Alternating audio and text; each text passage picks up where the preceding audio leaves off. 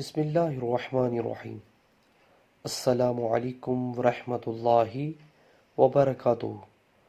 رسول اللہ صلی اللہ علیہ وسلم نے فرمایا، ایک شخص کا انتقال ہوا، قبر میں اس سے سوال ہوا، تمہارے پاس کوئی نیکی ہے؟ اس نے کہا کہ میں لوگوں سے خرید و فروخت کرتا تھا، اور جب کسی پر میرا قرض ہوتا تو میں مالداروں کو مہلت دیا کرتا تھا اور تنگ دستوں کے قرض کو معاف کر دیا کرتا تھا، اس پر اس کی بخشش ہو گئی۔